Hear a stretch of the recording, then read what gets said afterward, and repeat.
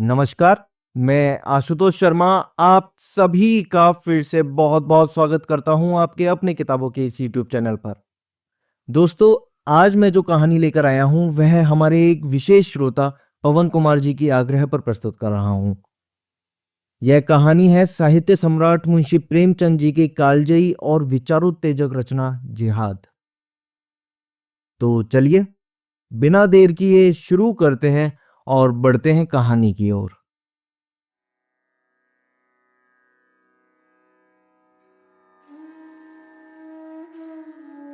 बहुत पुरानी बात है। हिंदुओं का एक काफिला अपने धर्म की रक्षा के लिए पश्चिमोत्तर के पर्वत प्रदेश से भागा चला आ रहा था।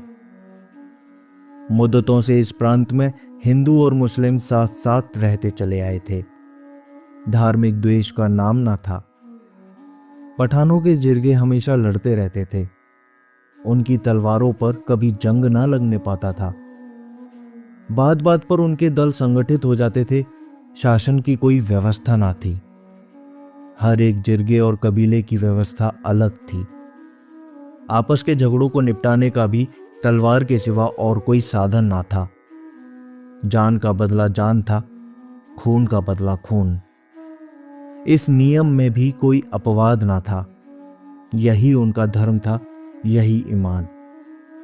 मगर उस भीषण रक्तपात में भी हिंदू परिवार शांति से जीवन व्यतीत करते थे। पर एक महीने से देश की हालत बदल गई है। एक मुल्ला ने ना जाने कहां से आकर अनपढ़ धर्मशून्य पठानों में धर्म का भाव जागृत कर दिया। उसकी वाणी में कोई ऐसी मोहनी है कि बूढ़े जवान स्त्री पुरुष खिंचे चले आते हैं। वह शेरों की तरह गरज कर कहता है, खुदा ने तुम्हें इसलिए पैदा किया है कि दुनिया को इस्लाम की रोशनी से रोशन कर दो। दुनिया से कुफ्र का निशान मिटा दो। एक काफिर के दिल को इस्लाम के उजाले से रोशन कर देने का सवाब सारी उम्र के रोजे, नमाज और जकात से भी कहीं ज्यादा है। जन्नत की हूरें तुम्हारी बलाएं लेंगी और फरिश्ते तुम्हारे कदमों की खाक माथे पर मलेंगे।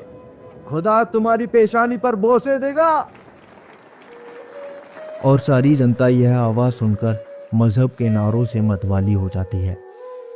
उसी धार्मिक उत्तेजना ने कुफ्र और इस्लाम का भेद भी उत्पन्न कर दिया है। प्रत्येक पठान जन्नत का सुख भोगने के लिए अधीर हो उठा है। उन्हीं हिंदुओं पर जो सदियों से शांति के साथ रहते थे हमले होने लगे हैं। कहीं उनके मंदिर ढाए जाते हैं, कहीं उनके देवताओं को गाली दी जाती है, कहीं उन्हें जबरदस्ती इस्लाम की शिक्षा दी जाती है। हिंदू संख्या में कम है, असंगठित हैं, बिखरे हुए हैं। इस नई परिस्थिति के लिए बिल्कुल तैयार नहीं। उनके हाथ पांव फूले हुए हैं। कितने ही तो अपनी जमा जत्था छोड़कर भाग खड़े हुए हैं। कुछ इस आंधी के शांत हो जाने का अवसर देख रहे हैं। यह काफिला भी उन्हीं भागने वालों में था। दोपहर का समय था। आसमान से आग बरस रही थी। पहाड़ों से ज्वाला सी निकल रही थी। वृक्ष का कहीं नाम ना था। ये लोग राजपथ से हटे हुए पेचीदा औघट रास्तों से चले आ रहे थे। पग पग पर पकड़ लिए जाने का खटका लगा हुआ था। यहां तक कि भूख, प्यास और तप से विकल होकर अंत को लोग एक उभरी हुई शिला की छांव में विश्राम करने लगे। सहसा कुछ दूर पर एक कुआं नजर आया। वहीं डेरे डाल दिए गए। भय लगा हुआ था कि कहीं जिहादियों का कोई दल पीछे से ना आ रहा हो। दो युवकों ने बंदूक भर के कंधे पर रख ली और चारों तरफ गश्त लगाने लगे। बूढ़े कंबल बिछाकर कमर सीधी करने लगे। स्त्रियां बालकों को गोद से उतारकर माथे का पसीना पोंछने लगीं और बिखरे हुए केशों को संभालने लगीं। सभी के चेहरे मुरझाए हुए थे। सभी चिंता और भय से त्रस्त हो रहे थे। यहां तक कि बच्चे जोर से न रोते थे। दोनों युवकों में एक लंबा गठीला रूपवान है। उसकी आंखों से अभिमान की रेखाएं सी निकल रही हैं। मानो वह अपने सामने किसी की हकीकत नहीं समझता। मानो उसकी एक एक गत पर आकाश के देवता जयघोष कर रहे हैं। दूसरा कद का दुबला पतला रूपहीन सा आदमी है, जिसके चेहरे से दीनता झलक रही है। मानो उसके लिए संसार में कोई आशा नहीं, मानो वह दीपक की भांति रो रो कर जीवन व्यतीत करने के लिए बनाया गया है। उसका नाम धर्मदास है, इसका खजाचंद। धर्मदास ने बंदूक को जमीन पर टिकाकर एक चट्टान पर बैठते हुए कहा, तुमने अपने लिए क्या सोचा है? कोई लाख सवा लाख तो संपत्ति रही होगी तुम्हारी। खजाचंद ने उदासीन भाव से उत्तर दिया, लाख सवा लाख तो नहीं, हाँ 50-60 हजार तो नगद ही थे। तो अब क्या करोगे? जो कुछ सर पर आवेगा झेलूंगा। रावलपिंडी में 2-4 संबंधी हैं, शायद कुछ मदद करें। तुमने क्या सोचा है? मुझे क्या गम, अपने दोनों हाथ अपने साथ हैं। वहां भी इन्हीं का सहारा था, आगे भी इन्हीं का सहारा है। आज और कुशल से बीत जाए तो फिर कोई भय नहीं। अरे मैं तो मना रहा हूं कि एक का शिकार मिल जाए, 1 दर्जन भी आ जाए तो भून कर रख दूंगा। इतने में चट्टानों के नीचे से एक युवती हाथ में लोटा डोर लिए निकली और सामने कुएं की ओर चली। प्रभात की सुनहरी मधुर अरुणिमा मूर्तिमान हो गई थी। दोनों युवक उसकी ओर बढ़े, लेकिन खजाचंद तो 2-4 कदम चलकर रुक गया। धर्मदास ने युवती के हाथ से लोटा डोर ले लिया और खजाचंद की ओर सगर्व नेत्रों से ताकता हुआ कुएं की ओर चला। खजाचंद ने फिर बंदूक संभाली और अपनी झेप मिटाने के लिए आकाश की ओर ताकने लगा। इसी तरह कितनी बार धर्मदास के हाथों से पराजित हो चुका था। शायद उसे इसका अभ्यास हो गया था। अब इसमें लेश मात्र भी संदेह न था कि श्यामा का प्रेम पात्र धर्मदास है। खजाचंद की सारी संपत्ति धर्मदास के रूप वैभव के आगे तुच्छ थी। परोक्ष ही नहीं, प्रत्यक्ष रूप से भी श्यामा कई बार खजाचंद को हताश कर चुकी थी, पर वह अभागा निराश होकर भी न जाने क्यों उस पर प्राण देता था। तीनों एक ही बस्ती के रहने वाले थे। श्यामा के माता पिता पहले ही मर चुके थे। उसकी बुआ ने उसका लालन पोषण किया था। अब भी वह बुआ ही के साथ रहती थी। उसकी अभिलाषा थी कि खजाचंद उसका दामाद हो, श्यामा सुख से रहे और उसे भी जीवन के अंतिम दिनों के लिए कुछ सहारा हो जाए। लेकिन श्यामा धर्मदास पर रिझी हुई थी। उसे क्या खबर थी कि जिस व्यक्ति को वह पैरों से ठुकरा रही है वही उसका एकमात्र अवलंब है। खजाचंद ही वृद्धा का मुनीम, खजांची, कारिंदा सब कुछ था, और यह जानते हुए भी कि श्यामा उसे जीवन में नहीं मिल सकती। उसके धन का यह उपयोग न होता तो वह शायद अब तक उसे लुटाकर फकीर हो जाता। धर्मदास पानी लेकर लौट ही रहा था कि उसे पश्चिम की ओर से कई आदमी घोड़ों पर सवार आते दिखाई दिए। जरा और समीप आने पर मालूम हुआ कि कुल 5 आदमी हैं। उनकी बंदूक की नलियां धूप में साफ चमक रही थीं। धर्मदास पानी लिए हुए दौड़ा कि कहीं रास्ते ही में सवार उसे न पकड़ ले, लेकिन कंधे पर बंदूक और एक हाथ में लोटा डोर लिए वह बहुत तेज न दौड़ सकता था। रास्ते में पत्थरों के ढेर टूटे फूटे पड़े हुए थे। भय होता था कि कहीं ठोकर ना लग जाए, कहीं पैर न फिसल जाए। इधर सवार प्रतिक्षण समीप होते जाते थे। अरबी घोड़ों से उसका मुकाबला ही क्या। उस पर मंजिलों का धावा हुआ था। मुश्किल से 50 कदम गया होगा कि सवार उसके सिर पर आ पहुंचे और तुरंत उसे घेर लिया। धर्मदास बड़ा साहसी था, पर मृत्यु को सामने खड़ी देखकर उसकी आंखों में अंधेरा छा गया। उसके हाथ से बंदूक छूट कर गिर पड़ी। 5 उसी के गांव के महसूदी पठान थे।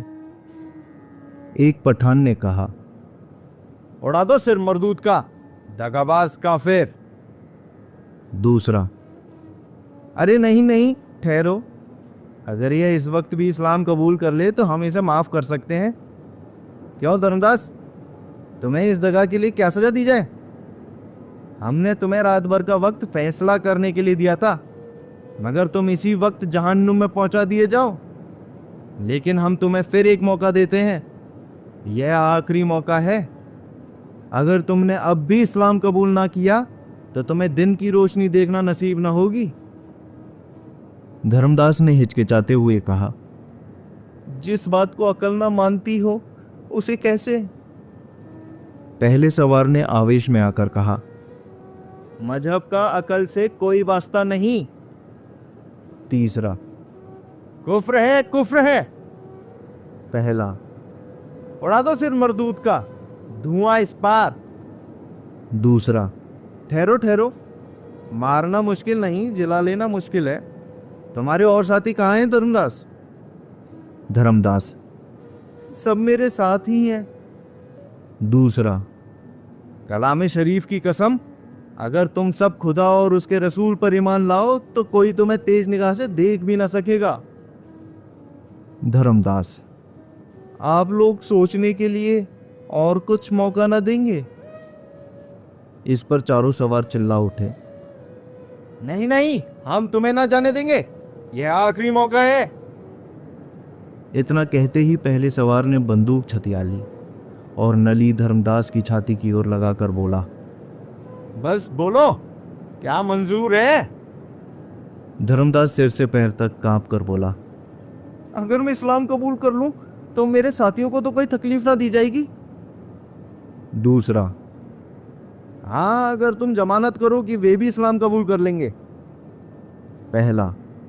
हम इस शर्त को नहीं मानते, तुम्हारे साथियों से हम खुद निपट लेंगे। तुम अपनी कहो, क्या चाहते हो, हाँ या नहीं? धर्मदास ने जहर का घूंट पीकर कहा, मैं खुदा पर ईमान लाता हूं। पांचों ने एक स्वर में कहा, अलहमद वालिल्लाह, और बारी बारी से धर्मदास को गले लगाया। श्यामा हृदय को दोनों हाथों से थामे यह दृश्य देख रही थी। वह मन में पछता रही थी कि मैंने क्यों इन्हें पानी लाने भेजा। अगर मालूम होता कि विधि यों धोखा देगा तो मैं प्यासी मर जाती, पर इन्हें ना जाने देती। श्यामा से कुछ दूर खजाचंद भी खड़ा था। श्यामा ने उसकी ओर शुभ नेत्रों से देखकर कहा, अब इनकी जान बचती ना मालूम होती। खजाचंद। बंदूक भी हाथ से छूट पड़ी है। श्यामा। न जाने क्या बात हो रही है। अरे गजब, दुष्टों ने उनकी ओर बंदूक तानी है। खजा। जरा और समीप आ जाए तो मैं बंदूक चलाऊं, इतनी दूर की मार इसमें नहीं है। श्यामा। अरे देखो, वे सब धर्मदास को गले लगा रहे हैं। यह मांजरा क्या है? खजा। कुछ समझ नहीं आता। श्यामा। कहीं इसने कलमा तो नहीं पढ़ लिया? खजा। नहीं, ऐसा क्या होगा, धर्मदास से मुझे ऐसी आशा नहीं है। श्यामा। मैं समझ गई, ठीक यही बात है, बंदूक चलाओ। खजा। धर्मदास बीच में है, कहीं उन्हें ना लग जाए। श्यामा। कोई हर्ज नहीं, मैं चाहती हूं पहला निशाना धर्मदास पर ही पड़े। कायर, निर्लज्ज, प्राणों के लिए धर्म त्याग दिया। ऐसी बेहयाई की जिंदगी से मर जाना कहीं अच्छा है। क्या सोचते हो, क्या तुम्हारे हाथ पांव भी फूल गए हैं? लाओ बंदूक मुझे दे दो, मैं इस कायर को अपने हाथों से मारूंगी। खजा। मुझे तो विश्वास नहीं होता कि धर्मदास। श्यामा। तुम्हें कभी विश्वास ना आएगा। लाओ बंदूक मुझे दो। खड़े ताकते हो, क्या जब वे सिर पर आ जाएंगे तब बंदूक चलाओगे? क्या तुम्हें भी यह मंजूर है कि मुसलमान होकर जान बचाओ? अच्छी बात है, जाओ। श्यामा, अपनी रक्षा आप कर सकती है, मगर मुझे अब मुंह ना दिखाना। खजाचंद ने बंदूक चलाई, एक सवार की पगड़ी को उड़ाती हुई निकल गई। जिहादियों ने अल्लाहू अकबर की हाक लगाई। दूसरी गोली चली और घोड़े की छाती पर बैठी। घोड़ा वहीं गिर पड़ा। जिहादियों ने फिर अल्लाहू अकबर की सदा लगाई और आगे बढ़े। तीसरी गोली आई, एक पठान लौट गया, पर इससे पहले कि चौथी गोली छूटे पठान खजाचंद के सिर पर पहुंच गए और बंदूक उसके हाथ से छीन ली। एक सवार ने खजाचंद की ओर बंदूक तानकर कहा, उड़ा दूं सिर मरदूद का, इससे खून का बदला लेना है। दूसरे सवार ने, जो इनका सरदार मालूम होता था, कहा, नहीं नहीं, यह दिलेर आदमी है। खजाचंद, तुम्हारे ऊपर दगा, खून और कुफ्र, ये 3 इल्जाम हैं और तुम्हें कत्ल कर देना ऐन सवाब है। लेकिन हम तुम्हें एक मौका और देते हैं। अगर तुम अब भी खुदा और रसूल पर ईमान लाओ तो हम तुम्हें सीने से लगाने को तैयार हैं। इसके अलावा तुम्हारे गुनाहों का और कोई कफारा नहीं है। यह हमारा आखिरी फैसला है। बोलो, क्या मंजूर है? चारों पठानों ने कमर से तलवार निकाल ली और उन्हें खजाचंद के सिर पर तान दिया। मानो नहीं का शब्द मुंह से निकलते ही चारों तलवारें उसकी गर्दन पर चल जाएंगी। खजाचंद का मुखमंडल विलक्षण तेज से आलोकित हो उठा। उसकी दोनों आंखें स्वर्गीय ज्योति से चमकने लगीं। दृढ़ता से बोला, तुम एक हिंदू से यह प्रश्न कर रहे हो? क्या तुम समझते हो कि वह जान के खौफ से अपना ईमान बेच डालेगा? हिंदू को अपने ईश्वर तक पहुंचने के लिए किसी नबी, वली या पैगंबर की जरूरत नहीं। चारों पठानों ने कहा, काफिर, काफिर। खजा, अगर तुम मुझे काफिर समझते हो तो समझो, मैं अपने को तुमसे ज्यादा खुदा परस्त समझता हूं। मैं उस धर्म को मानता हूं जिसकी बुनियाद अकल पर है। आदमी में अक्ल ही खुदा का नूर है और हमारी अकल। चारों पठानों के मुंह से निकला, काफिर, काफिर, और चारों तलवारें एक साथ खजाचंद की गर्दन पर गिर पड़ी। लाश जमीन पर फड़कने लगी। धर्मदास सिर झुकाए खड़ा रहा।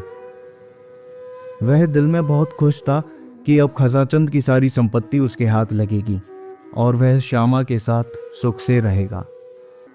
पर विधाता को कुछ और भी मंजूर था। श्यामा अब तक मरमाहत सी खड़ी यह दृश्य देख रही थी। ज्यों ही खजाचंद की लाश जमीन पर गिरी, वह झपट कर लाश के पास आई और उसे गोद में लेकर आंचल से रक्त प्रवाह को रोकने की चेष्टा करने लगी। उसके सारे कपड़े खून से तर हो गए। उसने बड़ी सुंदर बेल बूटों वाली साड़ियां पहनी होंगी, पर इस रक्त रंजित साड़ी की शोभा अतुलनीय थी। बेल बूटों वाली साड़ियां रूप की शोभा बढ़ाती थीं। यह रक्त रंजित साड़ी आत्मा की छवि दिखा रही थी। ऐसा जान पड़ा मानो खजाचंद की बुझती आंखें एक अलौकिक ज्योति से प्रकाशमान हो गई हैं। उन नेत्रों में कितना संतोष, कितनी तृप्ति, कितनी उत्कंठा भरी हुई थी। जीवन में जिसने प्रेम की भिक्षा भी ना पाई, वह मरने पर उत्सर्ग जैसे स्वर्गीय रत्न का स्वामी बना हुआ था। धर्मदास ने श्यामा का हाथ पकड़कर कहा, श्यामा, होश में आओ। तुम्हारे सारे कपड़े खून से तर हो गए हैं। अब रोने से क्या हासिल होगा? ये लोग हमारे मित्र हैं, हमें कष्ट ना देंगे। हम फिर से अपने घर चलेंगे और जीवन के सुख भोगेंगे। श्यामा ने तिरस्कारपूर्ण नेत्रों से देखकर कहा, तुम्हें अपना घर बहुत प्यारा है तो जाओ, मेरी चिंता मत करो। मैं अब ना जाऊंगी। हाँ, अगर अब भी मुझसे कुछ प्रेम हो तो इन लोगों से, इन्हीं तलवार से मेरा भी अंत करा दो। धर्मदास करुणा कातर स्वर में बोला, श्यामा, ये तुम क्या कह रही हो? तुम भूल गई हो कि हमसे तुमसे क्या बात हुई थी? मुझे खुद खजाचंद के मारे जाने का शौक है, और भाभी को कौन टाल सकता है? श्यामा, अगर यह भाभी थी तो यह भी भाभी है कि मैं अपना अधम जीवन उस पवित्र आत्मा की शोक में काटूं जिसका मैंने सदैव निरादर किया। यह कहते कहते श्यामा का शोकोद्गार, जो अब तक क्रोध और घृणा के नीचे दबा हुआ था, उबल पड़ा और वह खजाचंद के निस्पंद हाथों को अपने गले में डालकर रोने लगी। चारों पठान यह अलौकिक अनुराग और आत्मसमर्पण देखकर करुणाद्र हो गए। सरदार ने धर्मदास से कहा, तुम इस पाकीज़ा खातून से कहो हमारे साथ चले। हमारी जाति में इसे कोई तकलीफ ना होगी। हम इसकी दिल से इज्जत करेंगे। धर्मदास के हृदय में ईर्ष्या की आग धधक रही थी। वह रमणी जिसे वह अपनी समझे बैठा था, इस वक्त उसका मुंह भी देखना नहीं चाहती थी। बोला, श्यामा, तुम चाहे इस लाश पर आंसुओं की नदी बहा दो, पर यह जिंदा ना होगी। यहाँ से चलने की तैयारी करो। मैं साथ के और लोगों को भी जाकर समझाता हूँ। खान लोग हमारी रक्षा करने का जिम्मा ले रहे हैं। हमारी जायदाद, जमीन, दौलत सब हमको मिल जाएगी। खजाचंद की दौलत के भी हम ही मालिक होंगे। अब देर ना करो, रोने धोने से अब कुछ हासिल नहीं। श्यामा ने धर्मदास को आगने नेत्रों से देखकर कहा, और इस वापसी की कीमत क्या देनी होगी? वही जो तुमने दी है। धर्मदास ये व्यंग न समझ सका। बोला, मैंने तो कोई कीमत नहीं दी, मेरे पास था ही क्या। श्यामा, ऐसा ना कहो। तुम्हारे पास वह खजाना था जो तुम्हें आज कई लाख वर्ष हुए ऋषियों ने प्रदान किया था, जिसकी रक्षा रघु और मनु, राम और कृष्ण, बुद्ध और शंकर, शिवाजी और गोविंद सिंह जी ने की थी। उस अमूल्य भंडार को आज तुमने तुच्छ प्राणों के लिए खो दिया। इन पांवों पर लौटना तुम्हें मुबारक हो। तुम शौक से जाओ। जिन तलवारों ने वीर खजाचंद के जीवन का अंत किया, उन्होंने मेरे प्रेम का भी फैसला कर दिया। जीवन में इस वीरात्मा का जो मैंने निरादर और अपमान किया, उसके साथ उदासीनता दिखाई, अब मरने के बाद प्रायश्चित करूंगी। यह धर्म पर मरने वाला वीर था, धर्म को बेचने वाला कायर नहीं। अगर तुम में अब भी कुछ शर्म और हया है तो इसका क्रियाक्रम करने में मेरी मदद करो, और यदि तुम्हारे स्वामियों को यह भी पसंद ना हो तो रहने दो, मैं सब कुछ कर लूंगी।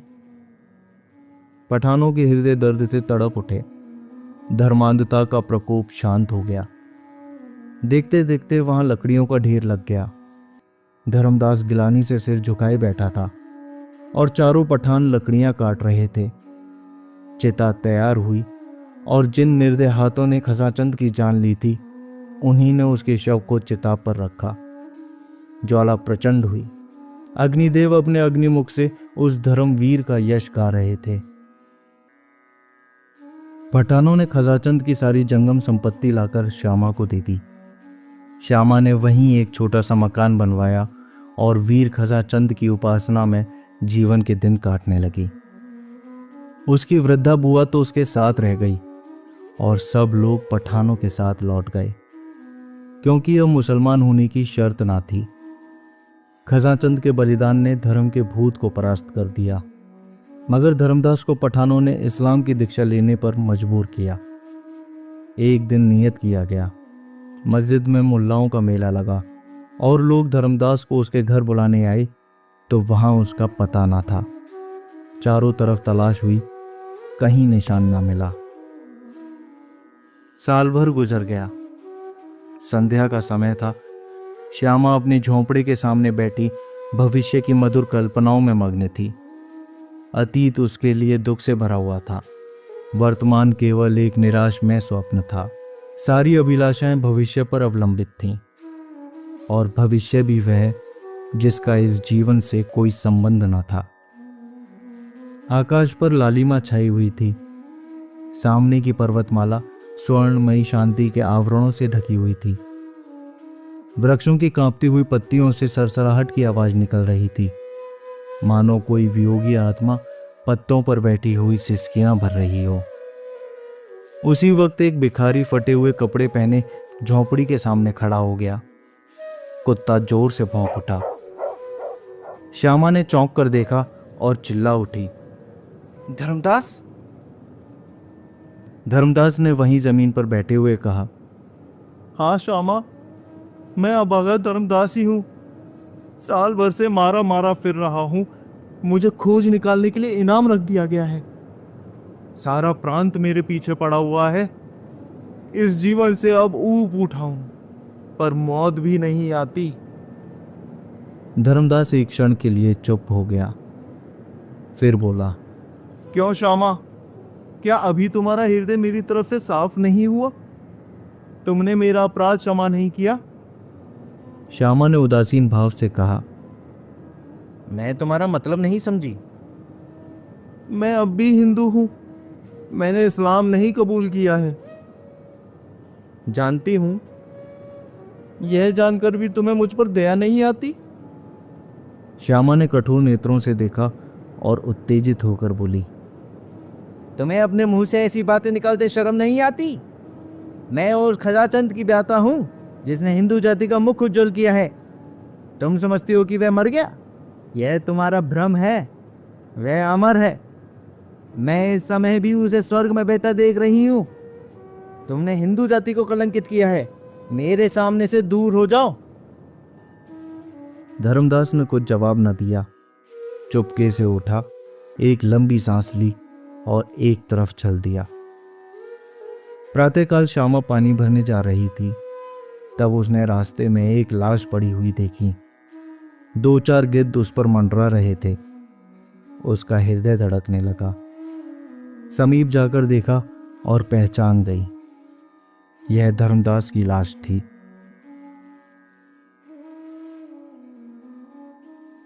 तो दोस्तों, मुंशी प्रेमचंद जी की इस कालजयी रचना जिहाद को मेरी आवाज में सुनने के लिए आपका दिल से आभार। आपको यह वाचन कैसा लगा कमेंट करके जरूर बताएं। अगर आप भी किसी कहानी का सजीव वाचन चाहते हैं तो अपने सुझाव मुझे कमेंट सेक्शन में जरूर भेजिए। अगर आप भी प्रेम करते हैं कहानियों, कविताओं और किताबों से तो इस चैनल से जरूर जुड़े रहिए। जल्द ही दोबारा मुलाकात होगी। धन्यवाद।